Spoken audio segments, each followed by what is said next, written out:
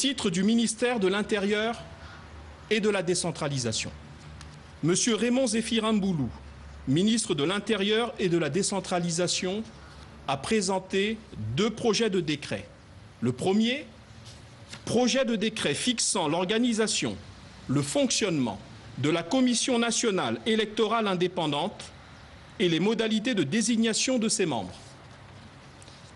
Le ministre Raymond Zéphirin Mboulou a rappelé que, dans le cadre de la mise en œuvre des recommandations du dialogue national de Sibiti, le président de la République a promulgué la loi numéro 1-2016 du 23 janvier 2016, modifiant et complétant certaines dispositions des lois numéro 5-2007 du 25 mai 2007, numéro 9-2012 du 23 mai 2012 et numéro 40-2014 du 1er septembre 2014, modifiant et complétant certaines dispositions de la loi électorale. Dans son article 17, la loi nouvelle crée une commission nationale électorale indépendante, CNEI en sigle. C'est donc pour donner à la CNEI les moyens juridiques de son existence que le présent projet de décret est soumis à l'examen et à l'approbation du Conseil des ministres. Comprenant 45 articles, structurés en 3 grands chapitres, le projet de décret traite en premier lieu de l'organisation de la CNEI, structurée de la manière suivante: une coordination, un comité technique, un comité de suivi et de contrôle et des commissions locales. Dans l'esprit du dialogue national de Sibiti, qui avait fait de l'institutionnalisation de la commission électorale indépendante une des conditions essentielles de l'amélioration de la gouvernance électorale au Congo, et sur la base de la loi numéro 1-2016 du 23 janvier 2016 précitée, il convient de relever que l'article 2 du projet de décret affirme le principe de la permanence de la CNEI. D'autre part, le projet de décret prévoit une gestion inclusive des organes de la nouvelle Commission nationale électorale indépendante en affirmant le principe de la composition paritaire de chacun de ces organes. Enfin, le projet de décret a fixé les conditions de désignation des membres composant les instances tant nationales que locales de la CNEI. Après discussion, le projet de décret portant organisation et fonctionnement de la Commission nationale électorale indépendante a été adopté par le Conseil des ministres. Le second projet de décret présenté par le ministre de l'Intérieur et de la décentralisation est le projet de décret déterminant les caractéristiques du bulletin unique de vote. Revendication permanente de la classe politique. L'introduction du bulletin unique de vote a connu une consécration par la loi du 23 janvier 2016, modifiant et complétant certaines dispositions de la loi électorale. Le projet de décret soumis à l'approbation du Conseil des ministres par M. Raymond Zéphirin Mboulou, ministre de l'Intérieur et de la décentralisation, détermine donc les caractéristiques du bulletin unique de vote qui sera désormais utilisé à l'occasion de toutes les élections politiques à venir dans notre pays. Le projet de décret comporte 8 articles qui se décomposent comme suit. L'article 1er définit le bulletin unique de vote et son champ d'application.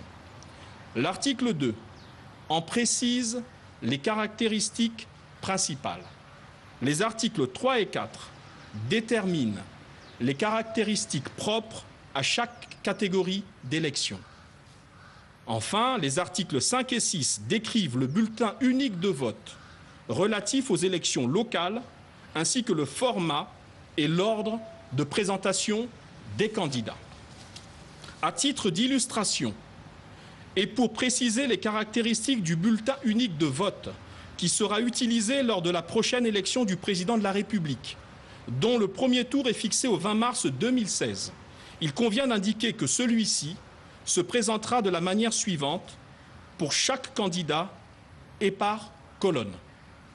Le numéro d'ordre du candidat, les noms et prénoms du candidat, le nom du parti ou groupement de partis dont est issu le candidat ou son statut de candidat indépendant, le logo ou le symbole du candidat, la photo du candidat. Voici, parce que le ministre de l'Intérieur a présenté au Conseil des ministres un échantillon du futur bulletin unique de vote, voici donc la façon dont le bulletin se présentera. Vous avez ici à gauche les armoiries de la République. Au centre, l'intitulé de l'élection dont il s'agit. Comme vous le lisez, il s'agit ici de l'élection du président de la République, scrutin du 20 mars 2016, premier tour. Vous avez à droite la mention de la République ainsi que sa devise, unité, travail, progrès. Vous avez sur la gauche, de manière verticale, l'indication de la circonscription administrative concernée. Et vous avez enfin, ici au centre, l'indication de ce que je rappelais tout à l'heure, le numéro d'ordre de chaque candidat. Ici, dans notre exemple, nous avons du numéro 1 au numéro 14. Chaque candidat se voit donc attribuer un numéro. Vous avez en dessous l'indication de la partie concernant son nom et son prénom, son identité, ici. Vous avez en dessous, en principe, il s'agit là d'un modèle, le logo du parti politique qui le présente ou l'indication du symbole que le candidat aura choisi pour marquer sa candidature. Vous avez ensuite la photo d'identité du candidat permettant aux électeurs de savoir qu'ils ont bien affaire au candidat de leur choix. Et enfin, nous avons une case, ici, tout en bas, pour chaque candidat, qui permettra à l'électeur d'exercer son devoir citoyen dans l'isoloir en marquant sa préférence et son vote, soit par une croix, soit par cette trace de doigt d'encre indélébile, telle qu'elle est pratiquée pour l'essentiel sur l'étendue du territoire national. Enfin, compte tenu de la taille du bulletin, qui est d'un format classique dit A4, au moment où l'électeur aura fait son choix, en choisissant donc l'un des candidats qui sera indiqué sur le bulletin unique, il devra procéder à la possibilité, pour mettre dans l'urne ce bulletin, à la pliure du bulletin en 4, ce qui lui permettra, comme je viens de le faire, de glisser ce bulletin dans l'urne de manière tout à fait automatique. Voilà, mesdames et messieurs, l'indication pratique des dispositions extrêmement nouvelles, voire révolutionnaires, qui vont permettre aux Congolaises et aux Congolais d'exercer librement, et ce conformément aux décisions des différents dialogues consacrés par la loi électorale modifiée le 23 janvier 2016, qui vont permettre à chacune et à chacun de constater le caractère transparent, libre et honnête du scrutin présidentiel à venir et des élections qui suivront immanquablement pour parfaire les institutions de la nouvelle République. Après examen et discussion, le projet de décret déterminant les caractéristiques du bulletin unique de vote a été adopté par le Conseil des ministres. Le Conseil des ministres a ensuite examiné une affaire concernant le ministère du Plan et de l'Intégration. À ce titre, le Conseil des ministres a suivi une communication de M. Léon Raphaël Mokoko, ministre du Plan et de l'Intégration, concernant la transmission au gouvernement de la République d'une enquête réalisée par la Banque mondiale intitulée, je cite, « Diagnostic de la pauvreté en République du Congo », fin de citation, réalisée sur la base d'études approfondies menées par les spécialistes de cette institution.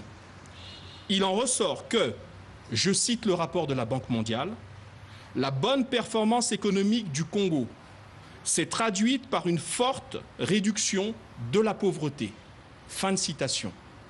Sur le plan statistique, cette bonne performance est donc traduite par, je cite encore le rapport de la Banque mondiale, une forte baisse de la population vivant sous le seuil de pauvreté, passée de 50,7% à 40 9,9%, soit une baisse de 9,8 points. Fin de citation. Ainsi, le Conseil des ministres constate avec satisfaction que la politique de construction des infrastructures de base initiée par son Excellence Monsieur le Président de la République et mise en œuvre par le gouvernement, politique renforcée par des programmes spécifiques dits de lutte contre la pauvreté, a permis d'atteindre ces résultats. Enfin, le Conseil des ministres a procédé à des nominations. Au titre du ministère de l'Économie, des Finances, du Budget et du Portefeuille public, Monsieur Parfait Chrysostome Makita, cadre supérieur d'assurance hors cadre, est nommé directeur général des assurances et réassurances du Congo, ARC en sigle. Au titre du ministère de la Santé et de la Population, Madame Ambiero, née Alianzia Gisèle Marie-Gabrielle, administratrice en chef des SAF de 3e classe, 12e échelon, est nommée directrice générale du Centre hospitalier et universitaire de Brazzaville, CHU Brazzaville en sigle. Plus rien n'étant inscrit à l'ordre du jour, le président de la République a alors levé la séance. Commencée à 10 h, la réunion du Conseil des ministres a pris fin à 12h32.